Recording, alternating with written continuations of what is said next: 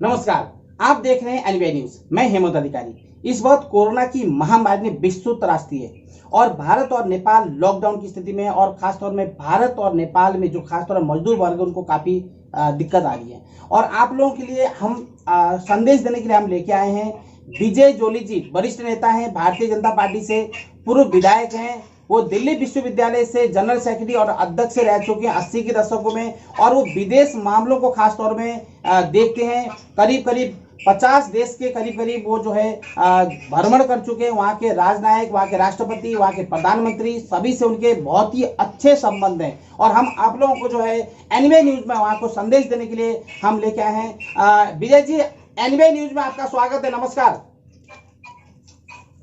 बहुत बहुत धन्यवाद, बहुत बहुत नमस्कार। विजय जी, इस वक्त खासतौर में भारत में कोरोना की संख्या बढ़ती जा रही है, और इस तरह से जिस तरह से बढ़ रहा है, यहाँ का अर्थतंत्र, यहाँ की जो है समस्याएं को कैसे सुलझाया जाए, कैसे रोका जाए। हालांकि हर्षवर्धन जी वर्ल्ड हेल्थ ऑर्गेनाइजेशन के अध्यक्ष पद में एक जो है भारत के लिए काफी गौरवमय बात है। इस विषय में बताइए।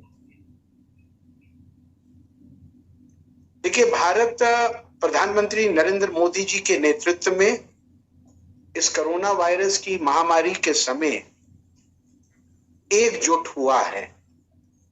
चाहे विपक्षी पार्टियां हैं या भारत के विभिन्न संप्रदायों के लोग हैं, कोरोना महामारी से लड़ने के लिए मार्च के पहले सप्ताह से ही सबने इस बात को ठान लिया था कि हम कोरोना महामारी को भारत में पनपने नहीं देंगे। 130 करोड़ वाले देश में आज कुछ हजार लोगों का हाथाहाथ होना, लेकिन उसके साथ ही कोरोना महामारी से जिस प्रकार से भारतवासियों ने स्वयं और अपने पड़ोसी देशों की भी इसके साथ साथ मदद करने की ठानी है, मैं उसके लिए भारत के प्रधानमंत्री नरेंद्र मोदी जी की भूरी भूरी प्रशंसा करने से रुकूंगा नहीं। चाहे भूटान हो, चाहे नेपाल हो, चाहे मालदीव हो, चाहे मॉरिशस हो, और चाहे दूर पश्चिम देशों के अंदर अमेरिका हो। बिल्कुल। और सार्क देशों के सभी प्रधानमंत्रियों की वीडियो कॉन्फ्रेंस के माध्यम से भारत ने कोरोना महामारी से लड़ने में जो अपनी प्रतिबद्धता को दोहराया और एक स्पेशल सार्क फंड का क्रिएशन करवाया, जिसमें सभी देशों ने अपना कुछ ना कुछ फाइनेंशियल योगदान दिया, जिसमें पाकिस्तान ने अपना योगदान नहीं दिया, लेकिन जिस प्रकार से दवाइयों के माध्यम से, पीपीई किट के माध्यम से और आवश्यक वस्तुओं के माध्यम से, जिस प्रकार से एक दूसरे की इस दुख और महामारी की घड़ी में सार्क के देशों ने एक दूसरे की मदद करी है, ये बहुत ही सराहनीय कदम है। और मुझे लगता है हर 100 साल के बाद जो ये बड़ी महामारी मनुष्यता को खाने के लिए मुंह फाड़कर हमारे समक्ष उभर कर आती रही है, उसका हम इस 20वीं शताब्दी के अंदर कड़ाई से इसका मुकाबला भी करेंगे और इसके ऊपर विजय भी प्राप्त करेंगे। आज आप भारत में 1 लाख कोरोना से संक्रमित मरीज सामने आए हैं। वहां नेपाल के अंदर आज 772 नेपाली बहन और भाई इस कोरोना से संक्रमित हुए हैं। भारत में मरने वालों की संख्या जहां हजारों में पहुंची है, मुझे इस बात का संतोष है कि नेपाल सरकार के सक्षम कदमों के उठने के बाद केवल 4 लोग मृत्यु के ग्रास को प्राप्त हुए, जबकि 155 लोग रिकवर भी हुए हैं। ये बात मैं इसलिए कह रहा हूं, भारत ने इस दुख की घड़ी में भी नेपाल का साथ दिया है। 30,000 पीपीई किट्स और 23 टन जीवन रक्षक दवाइयां भेंट कर भारत ने नेपाली बहनों और भाइयों के प्रति अपने स्नेह को, अपने लगाव को, अपने प्यार को दर्शाने की कोशिश करी है। And a person who is your friend in need is a really friend Indeed, ये अक्सर कहा जाता है। बिल्कुल। इस वक्त वास्तव में अभी जो नेपाल में घटना घट रही है, ये सीमा विवाद को लेकर के, हालांकि एक मित्र राष्ट्र है, एक तरह से भारत और नेपाल का विभिन्न देशों से तुलना नहीं किया जा सकता। भारत एक परिवार की तरह है और नेपाल के लिए या नेपाल के लिए भारत या भारत के लिए नेपाल, दोनों देशों की सीमाएं खुली हैं। फिर भी अभी जो लिपियाधुरा काला पानी से संबंधित इस विषय पे बताइए, क्या है ये?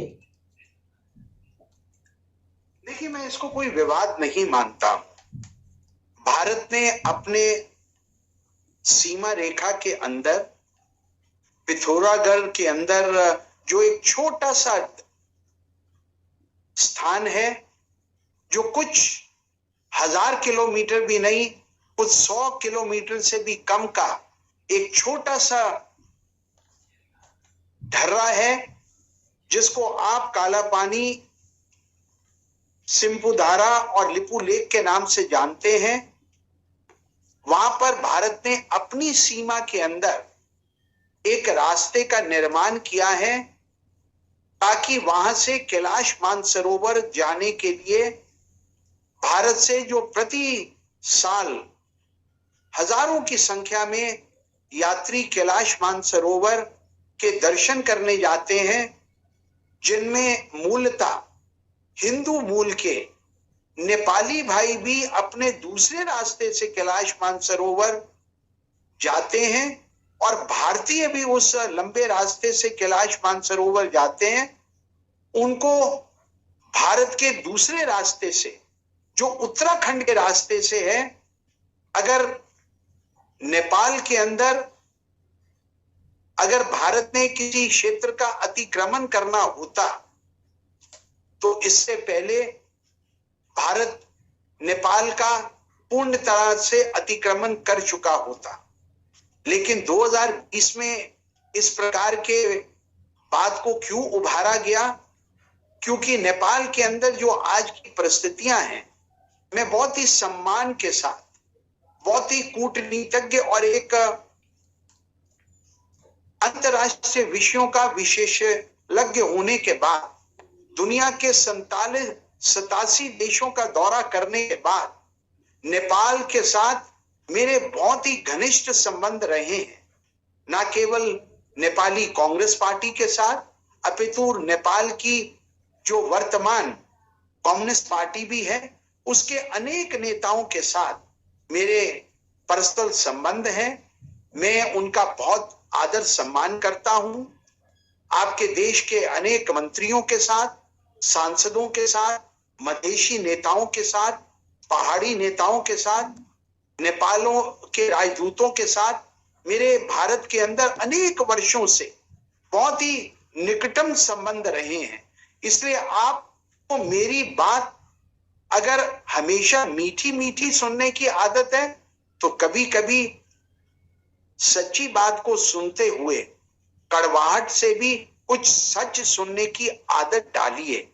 आज जो राजनीतिक घटनाक्रम नेपाल में है, हमें लगता है भारत में हिमालय पार से जिस प्रकार का घटनाक्रम बनता चला जा रहा है, उसके नाते एक छोटे से 100 किलोमीटर से भी कम के इस ढर्रे को, जो भारत के अपने डिस्ट्रिक्ट पिथौरागढ़, जो कि भारत की सीमा रेखा में आता है, अनेक वर्षों से भारत की सेनाएं भारत और नेपाल की सीमा की रक्षा के नाते वहां पर गश्त करती हैं।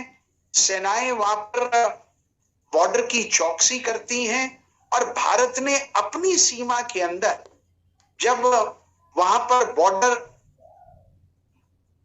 फोर्सेस ने सड़क बनाने का काम किया है, वहां पर कोई टैंक नहीं लगाए, वहां पर कोई मशीन गन्स नहीं लगाई, वहां पर कोई सेना का जमावड़ा नहीं किया, लेकिन सिविलियंस का, हिंदू धर्म यात्रियों का कैलाश मानसरोवर जाने के लिए रास्ता आसान हो सके, उस आसानी को मद्देनजर रखते हुए एक रास्ते का निर्माण किया है और उस समय हिमालय पार से दबाव में आकर और नेपाल की आंतरिक राजनीति के घटना चक्र के अंदर नेपाल की वर्तमान पार्टी भारत के ऊपर इस प्रकार का दबाव बनाए कि ये तो भारत नेपाल की धरती के ऊपर अतिक्रमण कराए और उससे जो नेपाल के राष्ट्रवादी हैं, किसी भी देश के राष्ट्रवादी उसके ऊपर विरोध करने के लिए जरूर आगे आएंगे। बिल्कुल। इसलिए मेरा ये मानना है इन बिंदुओं को बैठकर बात कर सुलझाने की आवश्यकता है। नेपाल ने जिस प्रकार से यूनिलैटरली एक तरफा निर्णय लेकर एक नया नक्शा बनाकर और उस नक्शे को अपनी विजय जी मैं इसमें काट के दोबारा कर और उसको विजय जी मैं एक क्वेश्चन फिर दोबारा इसमें मिला रहा हूँ। हाँ विजय जी, इसमें नेपालियों का खास तौर में शिकायत है कि नेपाल का कहना है कि जब किसी दो देश के बॉर्डर की जब रोड बनता है तो दोनों देश की सहमति होना चाहिए थी और नेपाल काफी समय से क्षेत्र में अपना दावा पेश कर रहा है और फिर भी 2019 में बिना वार्ता के भारत ने नया नक्शा बनाया, ये उनका शिकायत है। अगर भारत का जगह होता तो 19 में ही नक्शा क्यों शामिल किया, उससे पहले करते, ये इनका कहना है। हमने 1962 में भारत को जो है चाइना और भारत की लड़ाई की टाइम में जो है वो जगह दी थी, क्या ये सही है, सत्य है, क्या है यहाँ पे इस विषय में बताइए।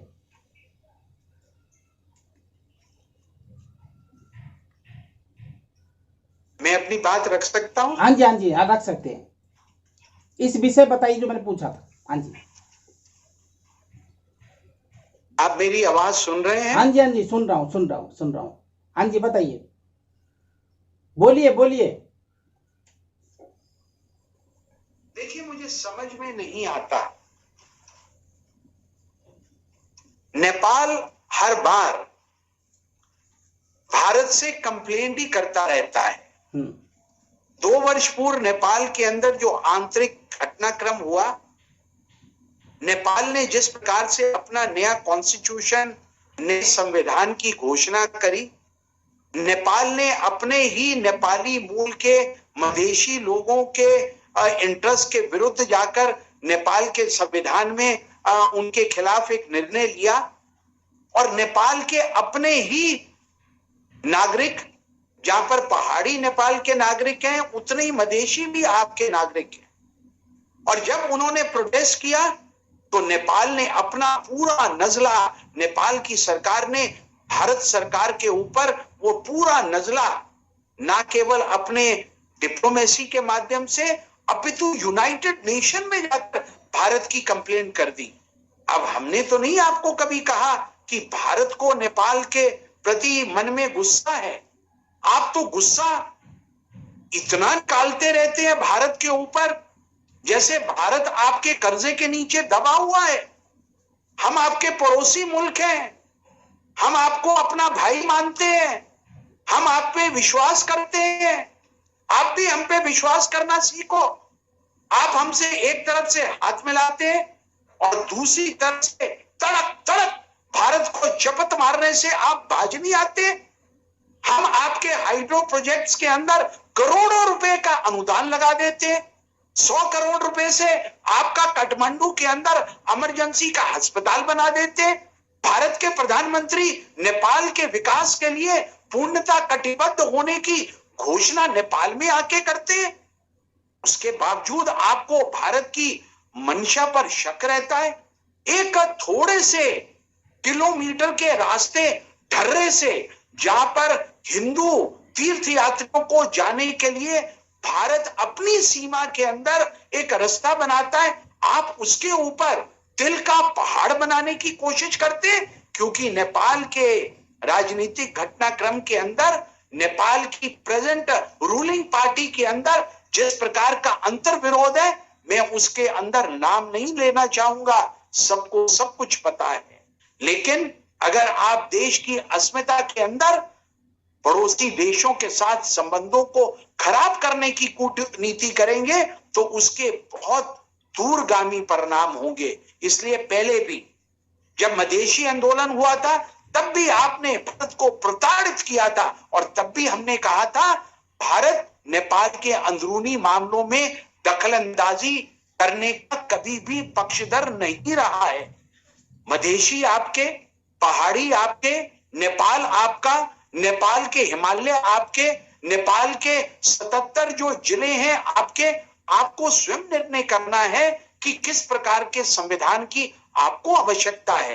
लेकिन फिर भी भारत को हर चीज में आपको जिस प्रकार की एक आदत हो गई है, भारत को नेपाल के अंदर अगर किसी को 100 सेल्सियस बुखार हो जाता है तो ये भारत ने बुखार कराया है। अगर नेपाल में गैस की कमी हो जाती है तो जी भारत ने गैस की कमी के लिए भारत को आप दोषी ठहराएंगे।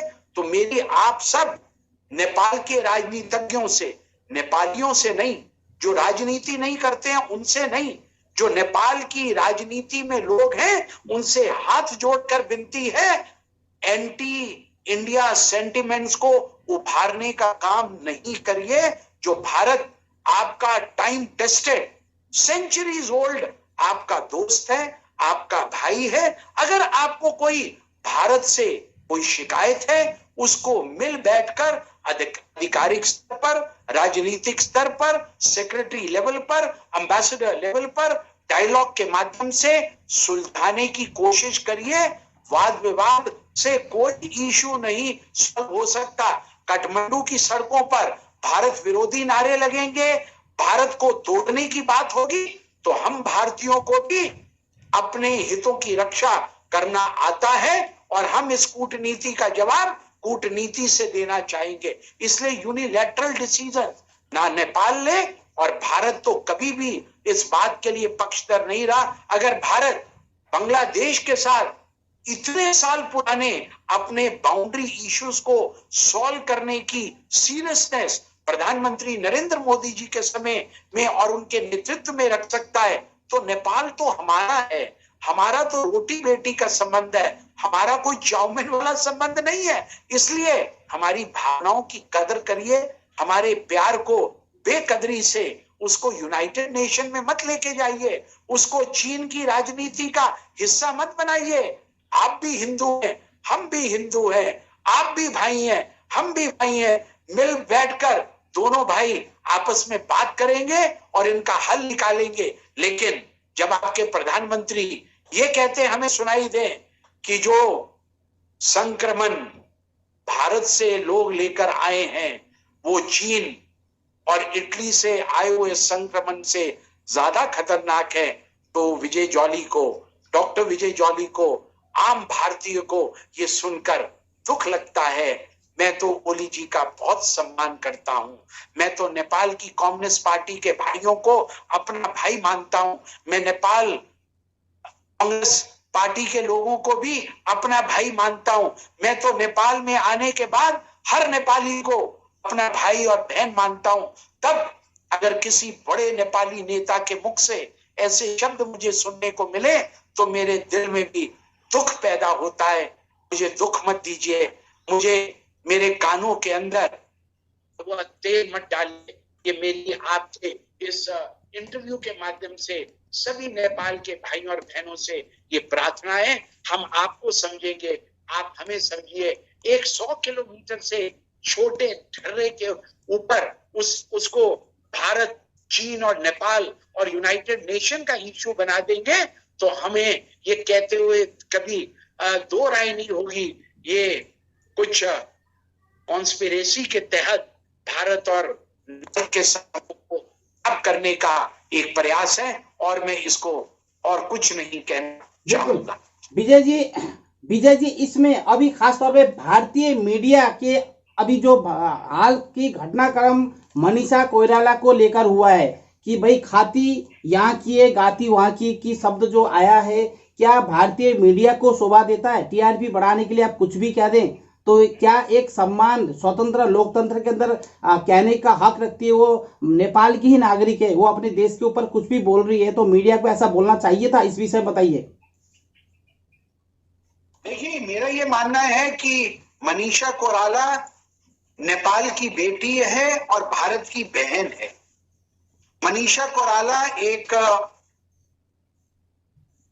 पॉलिटिशियन नहीं है, राजनीतिज्ञ नहीं है। मनीषा कोइराला कैसे बनी? भारत के बॉलीवुड और हॉलीवुड में आकर उसने नाम भी कमाया, दाम भी बनाया, नेपाल को 4 चांद भी लगाए। और अगर उसने कुछ कहा है नेपाल के पक्ष में तो मैं उसकी भावनाओं को समझ सकता हूं। मनीषा कोइराला को क्या पता कि राजनीति में क्या क्या होता है, पर्दे के आगे क्या होता है, पर्दे के पीछे क्या होता है। मनीषा ने जो भी कहा, नेपाल की एक बेटी होने के नाते उसने जो भी कहा, मैं उसके किसी भी वाद विवाद में नहीं पड़ना चाहता। भारतीय मीडिया को ये कहना चाहिए था, उसको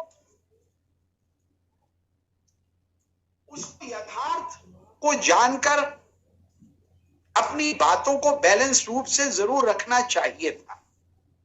मनीषा ने नेपाल की बेटी के नाते तो जो कहा, मैं उसकी भावना को समझ सकता हूं, लेकिन मनीषा ने भारत की बेटी और बहन होने के नाते जो कहा उसमें सच्चाई नहीं थी। हिमालय के उस पार की क्या राजनीति है, नेपाल के अंदरूनी राजनीतिक घटनाक्रम क्या है, पिथौरागढ़ के इन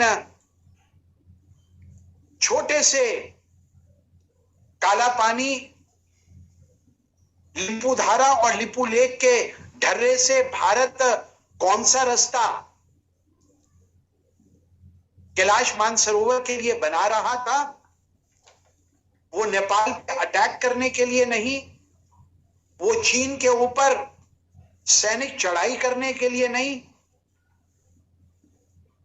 उस नेपाल के अंदर जहां पर 90% से भी ज्यादा हिंदू मूल के लोग रहते हैं, जहां के पशुपतिनाथ मंदिर के दर्शन करने के लिए न केवल भारत अपितु दुनिया भर से हिंदू आकर माथा टेकते हैं, उस पशुपतिनाथ के ऊपर चीन के अंदर स्थित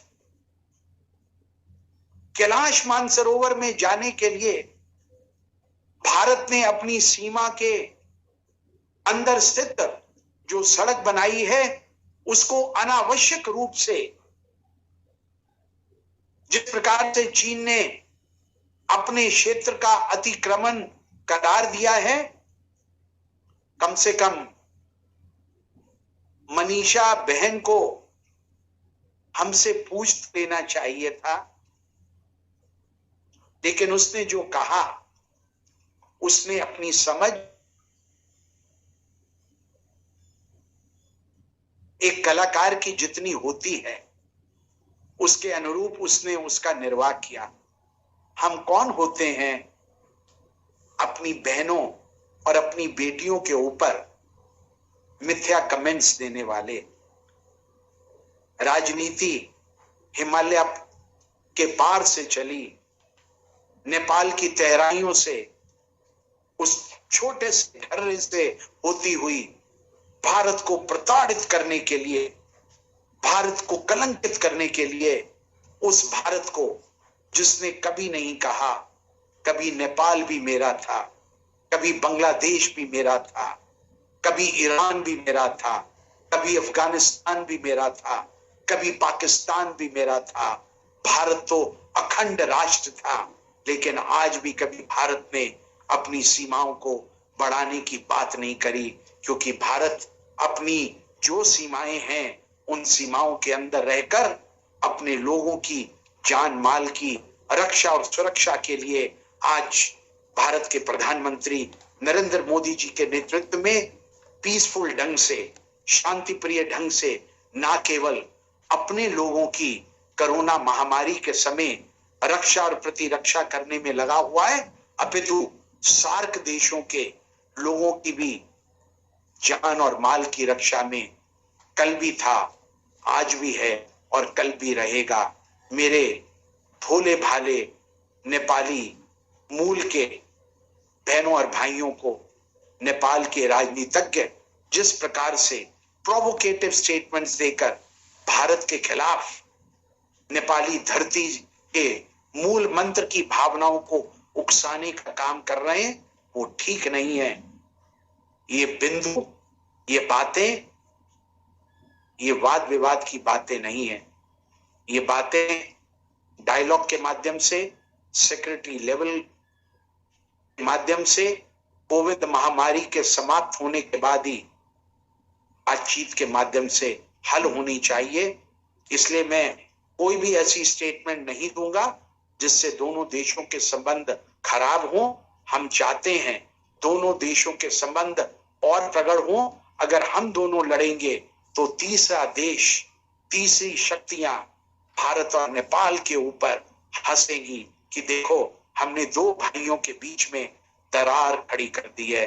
हम दरारें बनाने नहीं आए, दरारों को कम करने आए हैं। इसलिए डॉक्टर विजय जॉली का भारतीय जनता पार्टी के एक सैनिक होने के नाते और एक भारत के एक फुट सोल्जर होने के नाते, जो नेपाल का दिल से सम्मान करता है, दिल से नेपालियों को प्यार करता है, मैं हाजिर नाजिर होकर ये कहता हूं कि इसके अंदर भारत की कोई कूटनीति नहीं है। अगर कूटनीति होती तो बहुत पहले उसका पर्दाफाश हो गया होता। इसलिए आज जरूरत है समझदारी की, आज जरूरत है पेशेंस की, आज जरूरत है कोरोना महामारी से लड़ने की। पहले अपनी जनता को बचाएं, कल अपने नक्शे और अपनी सीमा रेखा को बचाएं, और तीसरा दोनों देशों के संबंध प्रगढ़ कर एक दूसरे के लोगों को प्रगति की राह पर लेकर चलें। इस बात की अति आवश्यकता के ऊपर मैं आपके इस इंटरव्यू के माध्यम से बल देना चाहता हूं। बिल्कुल, विजय जोली जी ने ये बहुत ही सराहनीय बात बताई कि हम खास तौर में भारत और नेपाल एक भाई की तरह 100-200 साल का संबंध नहीं, हजारों सालों का संबंध है। जहां वेद व्यास से लेकर भानुभक्त से लेकर श्रवण कुमार से लेकर माँ जानकी सीता माता से लेकर महात्मा बुद्ध से लेकर के शिव का देश तपोभूमि नेपाल और भारत खासतौर में एक ही धर्म, एक ही संस्कृति, एक ही रहन सहन, एक ही खान पान, रोटी बेटी के अलावा भी बहुत सारे संबंध जो नेपाल और भारत का एक जैसा है। ये जो है खास तौर में मिलकर चलना चाहिए और बातों से, संबंध से टेबल में बैठ करके हल होना चाहिए, ना कि जिस तरह से फेसबुक के माध्यम से जनता भड़क रही है और जिस तरह से सरकार भी इस बात को लेकर खंडन कर रही है। ये जो है नेपाल और भारत को जो जिम्मेवार में बैठे हैं, सचिव लेवल में हो, चाहे मंत्री लेवल में हो, चाहे प्रधानमंत्री, आपस में बैठकर इसको हल करें। ये संदेश है हमारे विजय जोली जी से। वो भारतीय जनता पार्टी के काफी सीनियर लीडर हैं। विजय जी, एक क्वेश्चन और भी है, ये भी है कि भारतीय मीडिया ने जिस तरह से अभी जो बोला है नेपाल के प्रति, वो थोड़ा सा गंभीर नहीं है? ऐसा नहीं होना चाहिए था, मीडिया को इस तरह से बोलना नहीं चाहिए। क्या इस पे आप कुछ नहीं कहेंगे?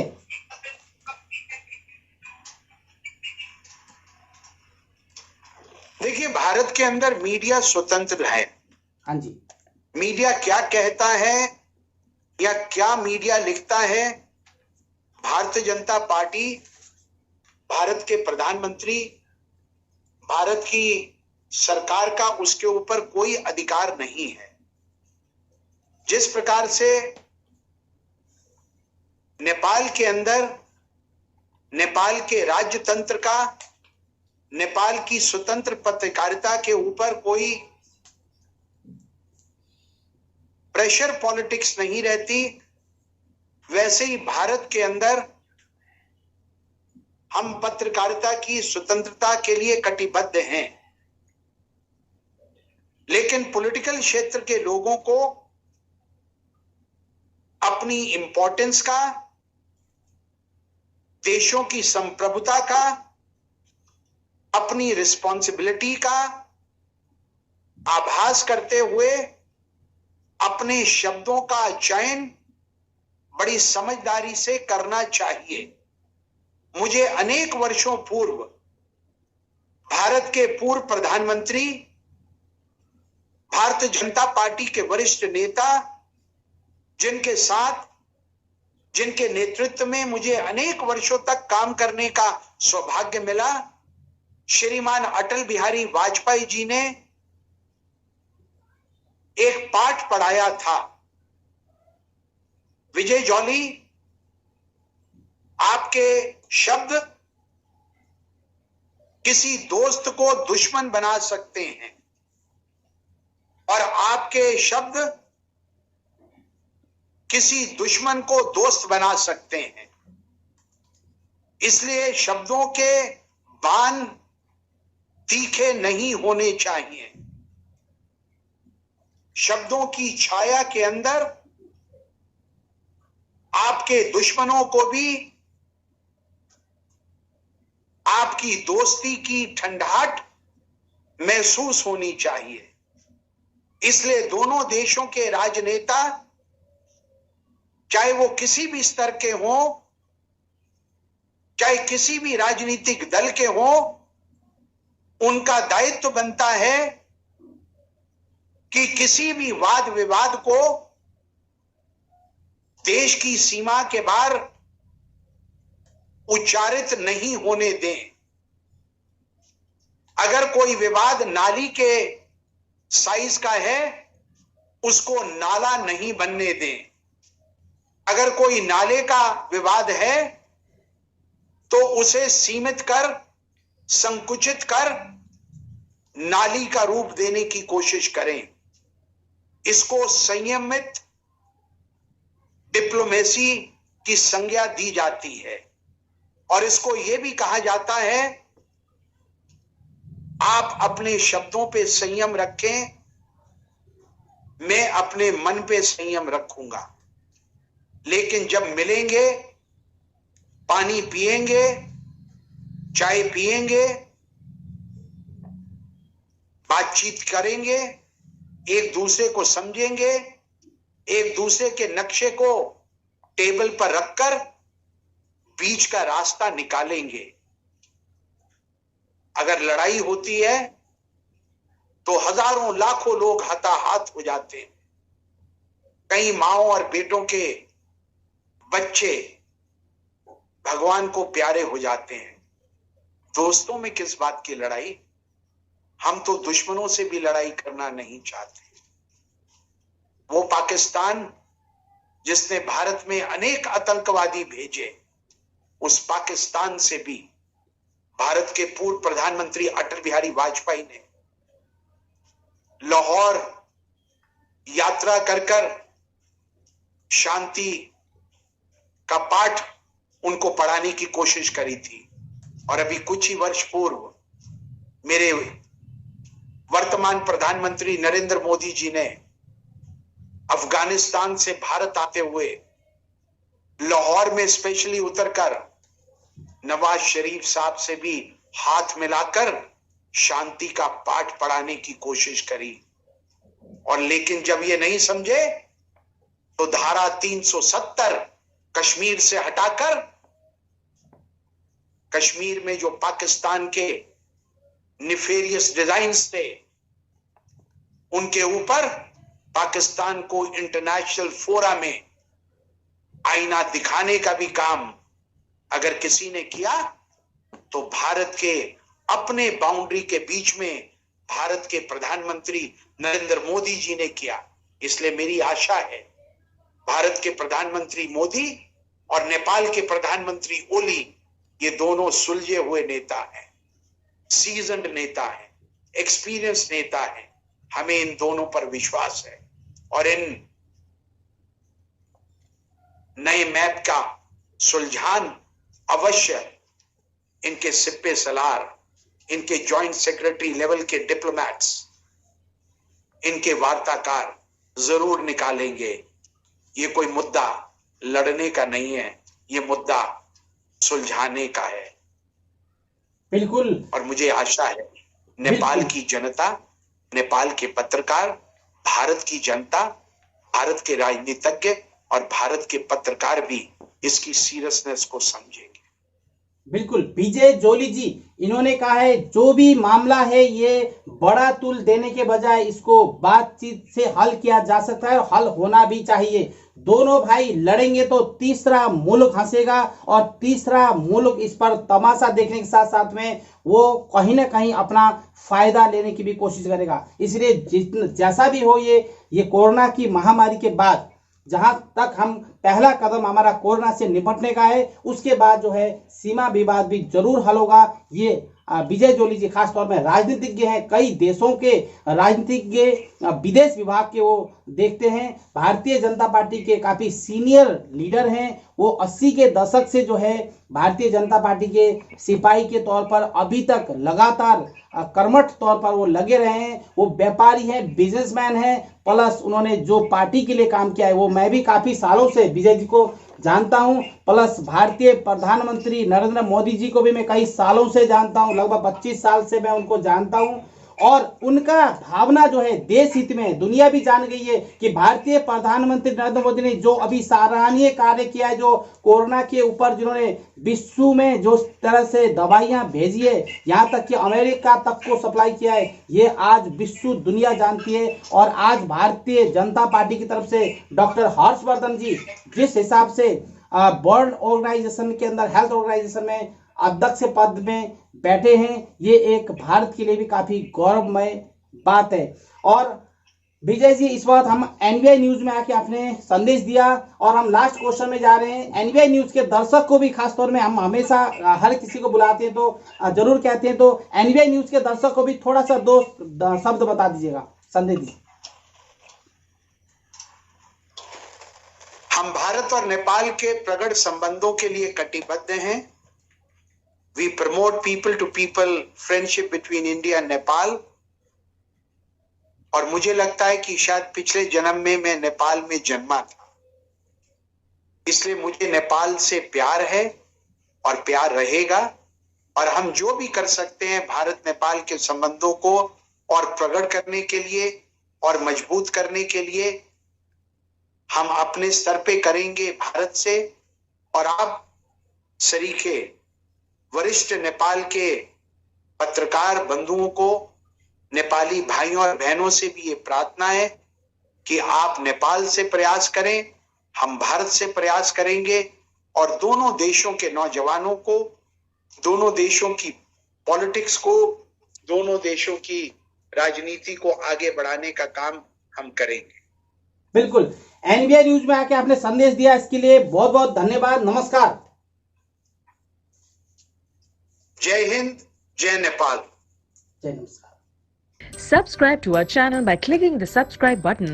Click the bell button and enjoy the latest uploads from our channel.